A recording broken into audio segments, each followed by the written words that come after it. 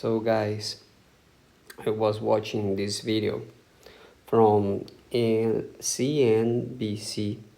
Why teachers are paid so little in the US?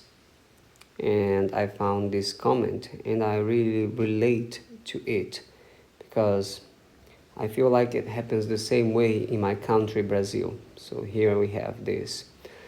Don't forget, oftentimes a teacher buys supplies for the class. So I am a teacher and I have done this. I have spent some money buying supplies because if I didn't, they wouldn't be available. School wouldn't provide all the material resources that we need. And I'm talking about Brazil, where I live, okay? So I'll continue to read this. Need to print out a worksheet for the class? Buy your own paper, which is, while I hated it, I understood why they had to ask students to bring in reams of paper for extra credit. I did that every single time we had to, when there would be a test, I printed the tests myself.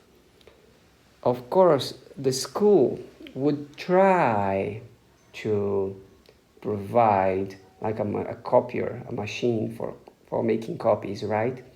A Xerox machine, but it was always broken. There would be always a long line. You would have to deliver the tests like 2 weeks earlier so that they could make all the copies. And that could be very annoying. The copies were bad quality. So what I did was I would print the test myself and I would make the copies somewhere else, paying, with my own money. So I'll keep reading. Extra pencils, pens for students that can't afford it or forgot one. Guess who funds it? Not the school. So I used to carry a special bag with lots of pens and pencils. Some I bought, some I found in the classroom. So I would have all these pens and pencils available, and I would give them or let some student borrow when they need it. And sometimes they would return it, sometimes they wouldn't. And so I kept buying that kind of material. So it happens the same way in my country. And I didn't expect things to be so similar in the United States, in a developed country. So let's keep reading. And good luck getting it back. Yes. And that's not even getting into the science teachers that try to keep their students engaged with interactive experiments. In the schools I worked, I'm a math teacher, but I would see the science teachers. They tried to bring some materials for experiments from time to time, but others would just give up and just use the whiteboard to explain stuff, draw stuff, because like a science lab, that's something that exists only in a few schools, private schools. Public schools often don't have science labs or something like, or anything like that. I can't begin to imagine how much they have to spend on more complex experiments for multiple classes at that. Yes, exactly. If you want things to work, you have to use your own money. So you're not paid decently, so you do not make a lot of money, and still the little money you get paid, you use to keep things working. That's so sad. It's sad to see how teachers are treated. Most good teachers I've had slowly got worked in by a combination of dealing with disrespectful teenagers all day, low pay, unlikable faculty, etc.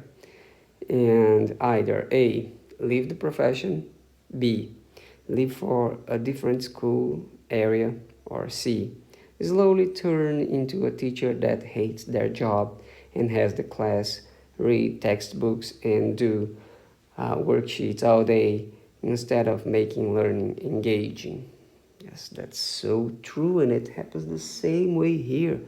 And it's so weird that it happens like that in the United States. I wouldn't expect that.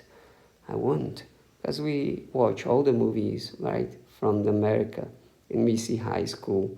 The schools are beautiful. You would never think something like that could happen there, right? So leave the profession. Um, I like being a teacher, and I have a YouTube channel about mathematics. That's kind of my job here on YouTube, and it pays better than the school does. But I miss being in the classroom. But I'm afraid because I know there are disrespectful teenagers, and dealing with them can be very difficult, but I still like to deal with the difficult ones because I feel like I can make them better. I want to believe that I can have a good impact in their lives and maybe change them for the good, you know. Okay, B, leave for a different school area. Yes, I think about that sometimes. And when I get back to school, because I am on an unpaid leave because I wanted to focus on my work online. I am away from the school, but I'm returning soon, maybe next year, the beginning of the year, I will return to school. So I don't want to work in the same schools that I have worked before. I want to try something, I want to try someplace new, hoping that maybe things will be better there. Or slowly turning into a teacher that hates their job and has the class read textbooks and worksheets all day instead of making learning engaging. That's so sad.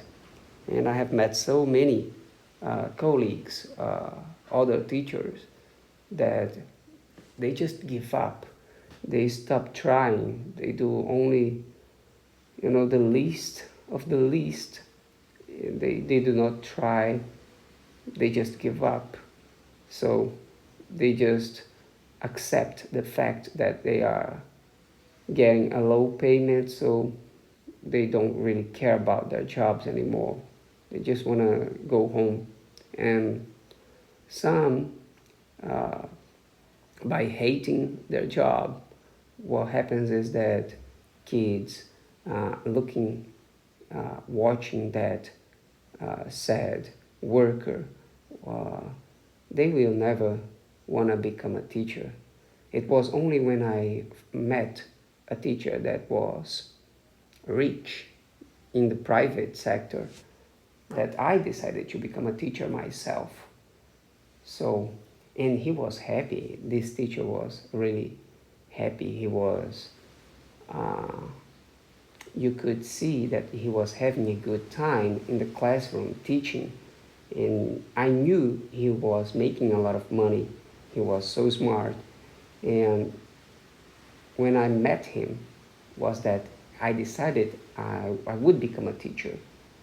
But for most kids who never find a teacher like that, who makes a decent amount of money, who is happy with their profession, so I understand why being a teacher is not a profession that most kids want. So this is it for today. Thank you for listening to this, for watching this video. Have a good one.